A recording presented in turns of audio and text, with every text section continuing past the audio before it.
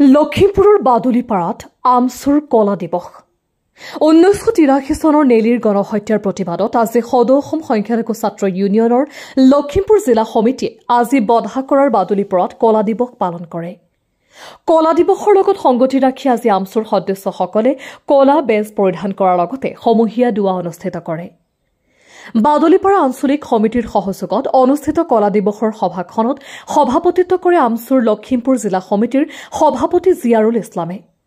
উদ্দেশ্য ব্যাখ্যা কৰি জিলা সমিতিৰ সাধাৰণ সম্পাদক মাইনুল ইছলামে। এই কাৰ্যসূচীত আমচুৰ কেন্দ্ৰীয় সমিতি সহকাৰী সাধাৰণ সম্পাদক আমিনুৰ ৰহমান, সাংগঠনিক সম্পাদক বদিউৰ ৰহমান, প্ৰচাৰ সম্পাদক হাজবুল শ্বৰীফ মিলনৰ লগতে জিলা সমিতিৰ নেতৃবৰ্গ আৰু বিভিন্ন আঞ্চলিক সমিতিৰ নেতৃবৰ্গ উপস্থিত থাকে।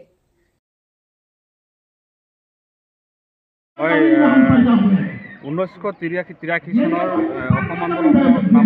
অসম আন্দোলনৰ নামত যি আপোনাৰ অসমৰ এটা ভয়াৱহ পৰিস্থিতিৰ প্ৰকাৰে ঠেলি দিছিলে কিছুমান উগ্ৰ জাতীয়তাবাদী দল সংগঠনে।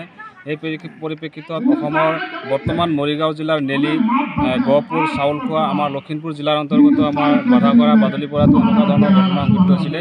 আৰু সেই ঘটনাত সংগঠনৰ কালত আপোনাৰ বহুত মানুহৰ প্ৰাণ হেৰুৱাবলগীয়া হৈছিলে। ইতিমধ্যে চৰকাৰীভাৱে 855 জন শ্বহীদ ঘোষণা কৰিছে। আমিও তেওঁলোকক শ্ৰদ্ধাৰে স্মৰণ কৰোঁ সদায়। আৰু সেই 855 জনৰ বাহিৰেও কিন্তু বহুত হাজাৰ সংখ্যালঘু মানুহ সেই সংঘৰ্ষত হত্যা হ'বলগীয়া হৈছিলে। কিন্তু আজিলৈকে সেই সংখ্যালঘু মানুহৰ হত্যাকাণ্ডত সংঘটিত হত্যা হোৱা সংখ্যালঘু মানুহখিনিক কিন্তু কোনো ধৰণৰ ন্যায় বৰ্তমান সেই সময়ৰ চৰকাৰ বা বৰ্তমান চৰকাৰে কোনো ধৰণৰ ন্যায় প্ৰদান নকৰিলে। আমি 1983 চনৰ পৰাই 18 ফেব্ৰুৱাৰীৰ পৰাই প্ৰতি বছৰেই 18 ফেব্ৰুৱাৰী আমি কলা দিৱস হিচাপে পালন কৰি আমি প্ৰতিবাদ সাব্যস্ত কৰি আহিছোঁ। কিন্তু কোনো ধৰণৰ ফল বা সেইসকলৰ ন্যায়ৰ কাৰণে কোনো ধৰণৰ আপোনাৰ ৰাস্তা তেওঁলোকে উলিয়াই নিদিলে। গতিকে আজিও আমি সেইসকলক স্মৰণ কৰি আমি অসম চৰকাৰক এটা কথাই দাবী জনাব বিচাৰিছোঁ যে 1983 চনৰ নেলিয়ে হওক বা গহপুৰ, চাউলখোৱা বা আমাৰ লখিমপুৰ জিলাৰ বধাকৰা, বাদুলিপাৰাতে হওক যিসকল মানুহ হত্যা হৈছিলে তেওঁলোকক শ্বহীদ ঘোষণা কৰিব লাগে। আৰু সেই আপোনাৰ সংঘৰ্ষত যিসমূহ ক্ষয় ক্ষতি হৈছিলে সেইটো সংখ্যালঘুৱে হওক বা সংখ্যাগুৰুৱে হওক সকলো ক্ষয় ক্ষতিৰ বুজ ল'বৰ কাৰণে সেই সময়ৰ কেন্দ্ৰীয় চৰকাৰে এটা আয়োগ গঠন কৰি দিছিলে। তিৱাৰী আয়োগ নামৰ এটা আয়োগ গঠন কৰি দিছিলে। আৰু সেই আয়োগৰ যি প্ৰতিবেদন আছিলে সেই প্ৰতিবেদন কিন্তু আজিলৈকে ৰাজহুৱা নহ'ল।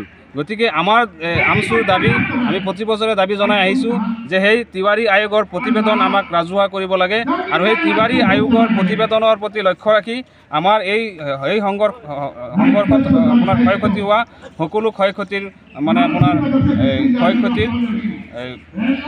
আপোনাৰ ক্ষতিপূৰণ চৰকাৰে বহন কৰিব লাগে বুলি আমি আজিৰ প্ৰতিবাদী কাৰ্যসূচীৰ জৰিয়তে আমি দাবী জনাইছোঁ।